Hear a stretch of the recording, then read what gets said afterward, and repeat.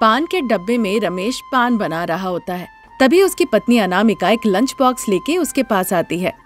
अनामिका, जैसा मैंने कहा था, तुम अंडा करी बना के ले आई हो। ले आई हूँ जी, पहले खाइए और फिर उसके बाद पान बनाइए। अभी तुरंत के तुरंत मुझे 100 पान बना के डिलीवरी देना है अनामिका। मैं बनाने के बाद खाऊंगा। ओ, ऐसा है क्या? तो आप पूरा खाना अच्छे से खाने के बाद लंच बॉक्स लेके घर आ जाइएगा। मैं घर जा रही हूँ। तुम अभी आई और फिर लंच बॉक्स देकर तुम चली जाओगी? क्यों, तुम यहाँ कुछ देर रुक नहीं सकती? हम थोड़ी देर अच्छे से बात करेंगे। अगर अभी हम बात करने में लग जाए ना, तो आपका जो 100 पान की डिलीवरी है वो रुक जाएगी। जिसने ऑर्डर दिया है वो गुस्से से आके कुछ ना कुछ कहेगा, फिर जो उसने ऑर्डर दिया है वो भी पूरी तरह से वो कैंसिल कर देगा। हमें ही पछताना पड़ेगा, समझे? ऐसा कुछ नहीं होने वाला अनामिका। और अगर तुम्हें इतना ही डर लग रहा है तो तुम भी मेरे साथ पान बनाना क्यों नहीं सीख लेती? मैं बनाऊंगी पान? अच्छा, मजाक कर लेते हैं। अगर आप माँ जी के सामने कह दिया ना तो खैर नहीं रहेगा, फिर मुझे वो यहाँ आने ही नहीं देंगी। बच्चों के साथ साथ लंच बना के वो आपके हाथ सुबह ही भेज देंगी। एक तो औरत, ऊपर से पत्नी। बहू कभी पान नहीं बना सकती है, ऐसा कोई रूल तो लिखा नहीं है ना। अगर माँ कुछ कहती है तो मैं वो बात संभाल लूंगा। पहले अच्छे से देखो मैं कैसे पान बना रहा हूँ, फिर मुझे देख देख कर तुम भी पान बनाओ। रमेश बताते हुए पान बनाने लगता है और अनामिका देखने लगती है। रमेश फटाफट कैसे पान बना रहा है, अनामिका बड़े ही ध्यान से देखती है। अनामिका, अगर तुम ऐसे ही देखती रही तो पान बनाना नहीं सीखोगी। तुम बनाओ, बहुत ही आसान है। इस तरह रमेश उसे बताते रहता है और बताए हुए तरीकों के अनुसार अनामिका पान बनाने लगती है। समय निकलता रहता है। थोड़े ही वक्त में अनामिका पान बनाना सीख जाती है। ये देखकर रमेश बड़ा ही खुश होता है। वाह रे वाह अनामिका, मुझे पता था तुम बहुत तेज हो, लेकिन तुम इतनी जल्दी पान बनाना सीख जाओगी ये बात तो मुझे नहीं पता था। तुम तो सुपर हो। अब 100 पान हम दोनों मिलके तुरंत बना लेंगे। इस तरह कहकर दोनों मिलके 100 पान तुरंत बना लेते हैं। तभी सुदर्शन, जिसने 100 पान का ऑर्डर दिया था, वो पान की डिलीवरी लेने के लिए वहाँ आ जाता है। अरे क्या समय है तुम्हारा, अभी अभी 100 पान बनके तैयार हुआ और तुम लेने आ गए। अरे वाह, 100 पान बनके तैयार हो गए। मैं बहुत खुश हूँ, तुमने समय पे दे दिया। ये लो पैसे, कहकर सुदर्शन पैसे दे देता है। अनामिका, इन पैसों को जरा गिन लो तो देखो सही है कि नहीं। कहने पे अनामिका उन पैसों को लेकर गिनने लगती है। पैसे बिल्कुल सही है जी। फिर सुदर्शन एक कवर में 100 पान लेकर वहाँ से वो चला जाता है। तब तक 2 घंटे निकल जाते हैं। अनामिका का फोन अचानक से बज उठता है। उस पे लिखा हुआ था शैतान कॉलिंग। ये देखकर रमेश, अरे अनामिका, शैतान कॉलिंग, ये कौन है? आप बात कीजिए ना, बात करेंगे तो आपको पता चल जाएगा। इस तरह कहने पर रमेश वो फोन कॉल उठाता है। हेलो बेटा रमेश, अभी भी बहू तुम्हारे ही साथ है? माँ तुम? रमेश घबरा जाता है। ये देखकर अनामिका हंसने लगती है। क्या हुआ बेटा, इतनी जोर से क्यों चिल्लाए? बहू अभी भी तुम्हारे पास क्या कर रही है? बच्चों को स्कूल से लाने जाना है, उनका आने का वक्त हो गया है। असल में माँ, अभी तक अनामिका मेरे साथ पान बना रही थी। 100 पान का ऑर्डर आया था, वो मुझे काम में मदद कर रही थी। ये सुनते ही अनामिका की हंसी रुक जाती है। वो घबराते हुए रमेश के हाथ से फोन छीन लेती है और गुस्से से उसे देखने लगती है। क्या हुआ, क्यों गुस्सा कर रही हो? माँ जी को क्यों बताया कि मैं पान बना रही थी? घर जाने के बाद मेरा ही बैंड बजेगा। वो तो ठीक है अनामिका, पहले बताओ माँ का नंबर शैतान लिखकर क्यों सेव रखी हो? माँ इतनी भी सीधी नहीं है ना। ठीक है, मैं बच्चों को लाने उनके स्कूल में जा रही हूँ। अब लंच पूरा खा लीजिएगा, अभी मैं चलती हूँ। इतना कहकर अनामिका वहाँ से चली जाती है। रमेश लंच करने लगता है। घर पे शारदा, बहू अनामिका पर बड़ा गुस्सा हो रही थी। शारदा गुस्सा है, ये बात पति प्रसाद गौर करते हैं। क्या हुआ शारदा, तुम गुस्से में लग रही हो? किसके ऊपर? और किसके ऊपर? बहू अनामिका पर। तुम तो शांति प्रिय इंसान हो, ऐसा क्या हुआ कि तुम्हें गुस्सा आ रहा है? बहुत मजाक कर लिया आप। मर्दों की तरह वहाँ बैठकर बेटे के साथ वो पान बना रही थी दुकान में। उसे घर वापस आने दीजिए, उसके बाद देखिए मैं उसे कैसे मजा चखाती हूँ। इसमें गलती क्या है शारदा? पान का दुकान हमारा है। वो अपने पति के पास बैठकर पान बनाना सीख रही है। वो भी हमारा बेटा अपने पति को मदद कर रही है। वो भी तो हमारा ही मदद हुआ ना। हमारे पास काम सीख के कहीं और जाके काम करे तब गलत है। देख लीजिए, आप इस तरह बहू को सपोर्ट करते हैं और मेरी बात की कीमत नहीं रहती है। पहले से मैं कह देती हूँ, मैं जब बहू से बात करूंगी ना, आप बीच में मत घुसिएगा। सास बहू के बीच कोई घुसे, ये बात मुझे बिल्कुल पसंद नहीं है। ठीक है शारदा, मैं बीच में घुस रहा हूँ ताकि तुम्हारे सम्मान में कम ना हो जाए। अब तुम्हें ही फर्क नहीं तो तुम सास बहू के बीच में जो कुछ होता है वो होने दो, मैं क्या करूँ। मैं बहुत खुश हुई। शारदा कही रही थी, तब तक अनामिका हरीश और भव्या को स्कूल से साथ लेकर घर लौट आती है। हाय दादी। आओ आओ बेटा। हेलो दादाजी। आओ बेटा आओ।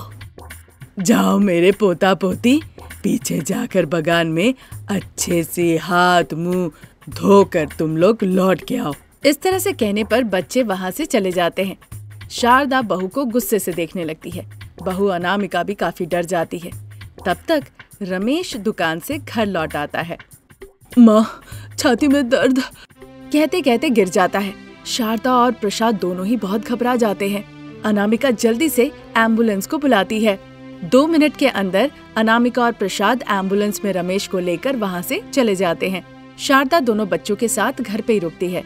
अस्पताल के बिस्तर पे रमेश लेटा हुआ होता है। डॉक्टर जांच शुरू कर देते हैं। कमरे के बाहर प्रसाद और अनामिका खड़े थे।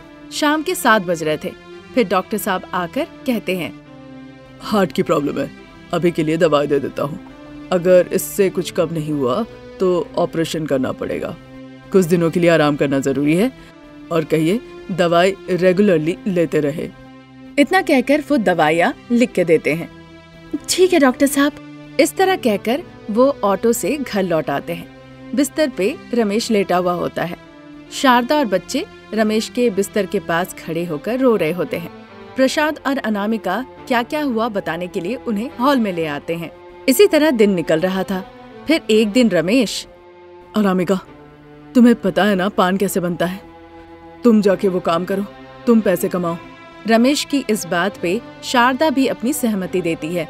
अनामिका जब पान के दुकान में आती है, देखती है एक दूसरा पान का दुकान वहाँ पे खुल चुका है। देख के अनामिका आश्चर्य हो जाती है। उसके बावजूद अपने व्यापार में जो भी वहाँ पान लेने आता था, अनामिका उसे पान देती थी और पैसे लेती थी। लेकिन धीरे धीरे पान के व्यापार में घाटा होने लगा। क्या हुआ अनामिका? हमें पान के व्यापार में नुकसान क्यों हो रहा है? हम जब अपना दुकान नहीं खोल रहे थे, वहाँ एक दूसरा दुकान लग गया। ऊपर से वो सबसे कहने लगा कि एक महिला कभी पान नहीं बना सकती। ये सब कहकर वो ग्राहकों को अपने तरफ आकर्षित करने लगा।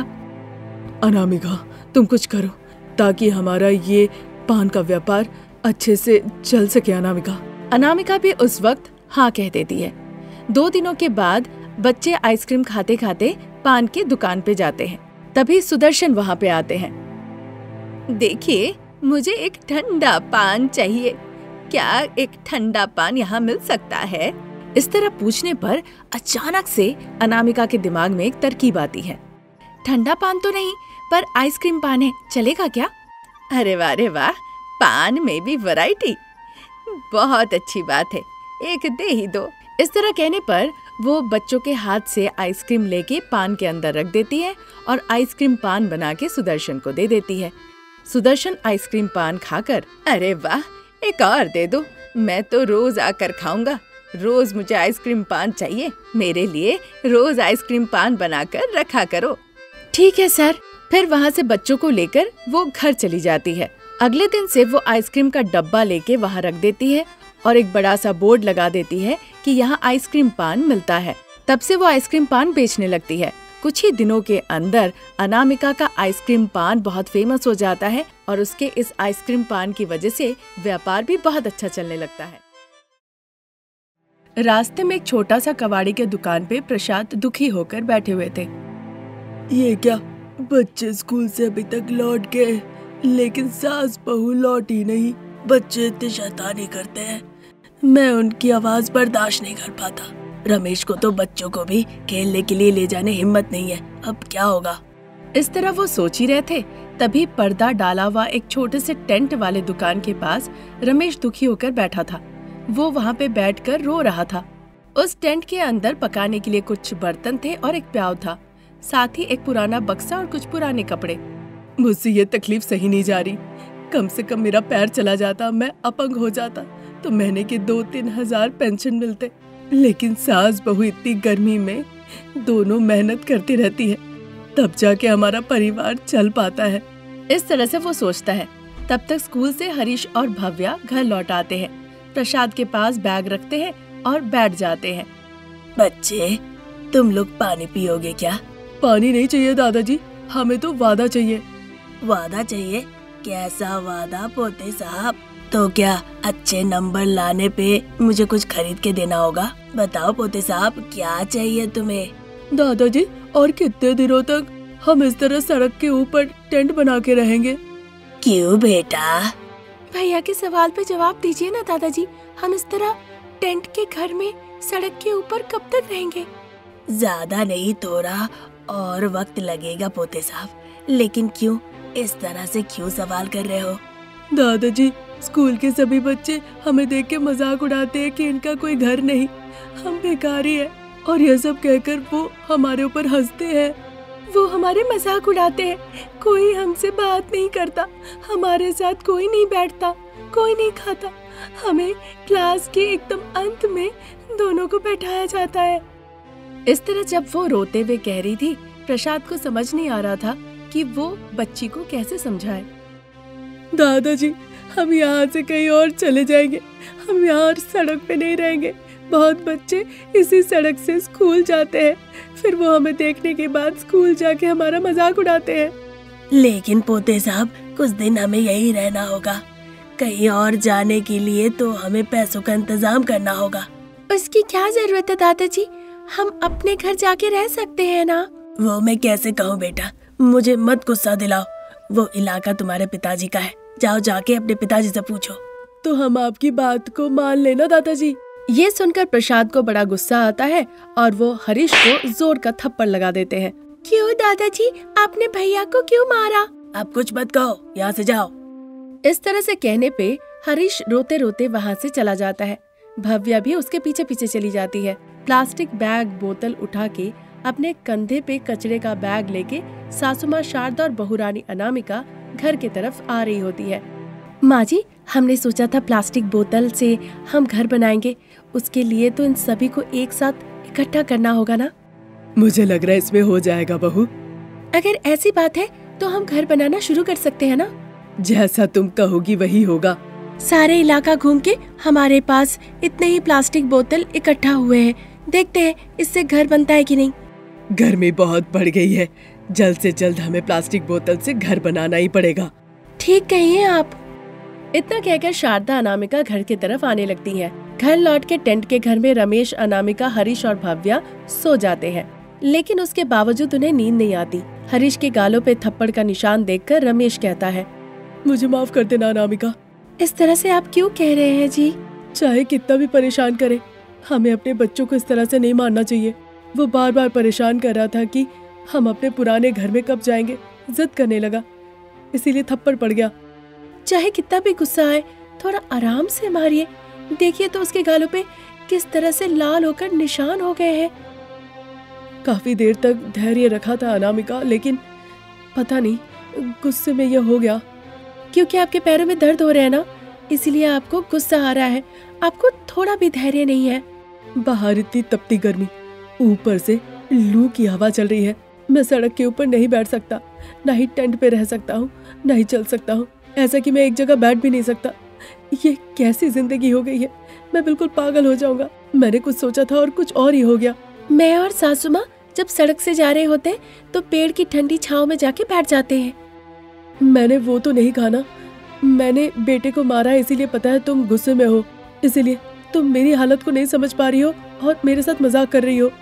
मैं तो नहीं समझ पा रही हूँ ना, एक बार और बोलेंगे ना तो बेइज्जती होगी। मैं आपको समझती हूँ, इसीलिए मैं आपके साथ हूँ। सॉरी अनामिका। आप लोगों को सस्ते में एक जगह मिल गया, वहीं पे एक पतला पन्नी लगा के रहने लगे। वो आपको घर लगने लगा, वहीं हमारी शादी हुई, वहीं पे हमारे बच्चे हुए। उसमें कोई गलती तो नहीं है ना अनामिका?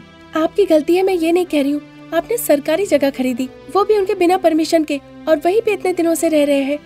अब जैसे उन्होंने कहा कि इस घर का अतिक्रमण होगा, हम सब उठ के आ गए सड़क पे। अनामिका के इस बात पर रमेश कुछ जवाब नहीं दे पाता है। हम जब घर पे रह रहे थे तो आप एक जमीन उठा के ले आए, अच्छा काम किया। जब हमारे पास पैसे होंगे तब हम घर बनाएंगे। इतना कहकर वो रमेश को देखती है, फिर रमेश सो जाता है। अनामिका चुपचाप आंखें बंद कर लेती है। वो रविवार का दिन था। हरीश और भव्या सो के लेट से उठे।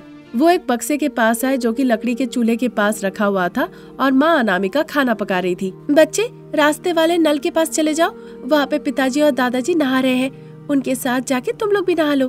अच्छा ठीक है माँ। और वहाँ जाके लड़ना नहीं, एक दादाजी के पास और एक पिताजी के पास जाकर नहा लो, नहीं तो तुम लोग लड़ने लगोगे। इस तरह कहने पे बच्चे वहाँ से चले जाते हैं। थोड़ी देर में ही पानी का घड़ा लेके शारदा वहाँ आती है।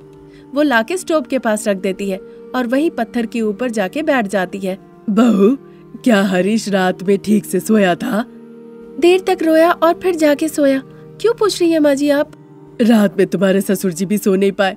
वो रो रहे थे सोच करके कि वो पोते को इतना जोर से मार दिए। आप क्या कह रही है माँ जी? सही कह रही हूँ। पोते ने कुछ नहीं कहा क्या? हरीश ने तो कुछ नहीं कहा माँ जी। आपके बेटे ने कहा उसे गुस्सा आया था, उसने मारा। पिताजी ने मारा, ये बात तो किसी ने नहीं कही। अनामिका की ये बात सुन के शारदा कुछ और बात करने लगती है। उधर नल के पास रमेश और प्रसाद नल के पानी में अपने अपने मुंह धो रहे होते हैं। तभी हरीश और भव्या उनके पास जाते हैं। सॉरी पोते साहब, बहुत दर्द हुआ ना? चला गया दादाजी। ठीक है पोते साहब, आओ जल्दी से यहाँ आके नहा लो। इस तरह कहकर बच्चों को नहला के फिर वो घर की तरफ जाने लगते हैं। थोड़ी देर बाद सभी लोग एक जगह इकट्ठा होते हैं, उस घर के सामने जो कि सास बहू के द्वारा प्लास्टिक बोतल से बनाया गया था। प्रसाद, रमेश, हरीश, भव्या सभी बड़े आश्चर्य होकर देखने लगते हैं। अजी, बहू ने प्लास्टिक बोतल से घर बनाया है, कैसा है ये? घर तो बहुत अच्छा है, पर ये गर्मी का मौसम है। गर्मी के ताप से अगर ये प्लास्टिक बोतल पिघल गए तो। प्रसाद के कहने पर सास बहू को भी लगता है कि बात तो सही कह रहे हैं। माँ जी, पिताजी तो सही बात कह रहे हैं। हाँ बहू, पर अब हम क्या करें? मैंने तो इस बारे में कुछ सोचा ही नहीं था माँ जी, लेकिन अब मुझे कुछ तरकीब नहीं सूझ रही है। समझ नहीं आ रहा है कि हम अपने इस प्लास्टिक के घर को किस तरह से सुरक्षित रखें। अरे बहू, तुम इतना क्यों सोच रही हो? इस पे धूप ना पड़े इसलिए हम इस पे केले का पत्ता बांध सकते हैं। कुछ नहीं तो नारियल के पत्ते से भी हो जाएगा, और उसके बाद भी कुछ नहीं मिला तो हम घास से भी ढक सकते हैं। प्रसाद की ये तरकीब सास बहू को अच्छी लगती है। 1 घंटे के बाद सासू माँ शारदा केले के पत्ते लेकर आती है और बहू रानी नारियल के पत्ते ले आती है। एक तरफ केले के पत्ते से और दूसरे तरफ नारियल के पत्ते से वो ढक देती है। देखकर सभी लोग हंसते हैं। बहू, केले के पत्ते बांधने के बाद देखो हमारा घर कितना चमक रहा है। नहीं माँ जी, नारियल के पत्ते की वजह से ज्यादा उजाला लग रहा है। अरे नहीं नहीं, केले पत्ते की वजह से ही घर इतना खूबसूरत लग रहा है। नहीं माँ जी, इस प्लास्टिक बोतल के घर को नारियल पत्ते से ढकने पे ही ये ज्यादा सुंदर दिख रहा है। अजी, आप ही देख के बताइए, ये प्लास्टिक बोतल का घर पे नारियल के पत्ते से ढकने पे ये ज्यादा सुंदर लग रहा है ना? अरे रमेश, केले के पत्ते से घर अच्छा दिख रहा है ना? इस तरह शारदा और अनामिका के तर्क वितर्क के बीच में रमेश और प्रसाद भी घुस जाते हैं। प्लास्टिक बोतल से बना हुआ घर केले के पत्ते से ढकने से ज्यादा सुंदर लग रहा है या नारियल के पत्ते से ज्यादा सुंदर लग रहा है? अब क्या जवाब दे, ये रमेश प्रसाद दोनों ही समझ नहीं पाते। बेटा रमेश, अगर मैं कहूँ कि मेरी पत्नी अच्छा काम की है तो तुम्हारी पत्नी नाराज, और तुम्हारी पत्नी अच्छा काम की है तो मेरी पत्नी नाराज। अब हम कहे तो भी क्या? हाँ पिताजी, आपने जो कहा सही है, पर हम कुछ भी कहे इससे वो नाराज हो जाएगी। 1 मिनट रुकिए, मैं ही कुछ करता हूँ। माँ, अनामिका, तुम लोग प्लास्टिक बोतल के घर को इस तरह से केले पत्ते से और नारियल के पत्ते से ढककर बहुत ही खूबसूरत बना दिया है। जो भी इसे देखेगा वो केले पत्ता और नारियल पत्ता से बने हुए इस घर की तारीफ ना किए हुए रह ही नहीं पाएगा। इस घर की खूबसूरती इतनी ज्यादा बढ़ गई है। ये बात सुनकर अनामिका और शारदा दोनों ही बहुत खुश हो जाती है। बच्चे भी अनामिका और शारदा के पास आके घर की बहुत तारीफ करते हैं। इस तरह सास बहू के बनाए गए प्लास्टिक बॉटल का घर केले पत्ते और नारियल पत्ते से ढकने पे बहुत सुंदर हो उठा और सभी लोग उस घर में खुशी खुशी जीवन बिताने लगे।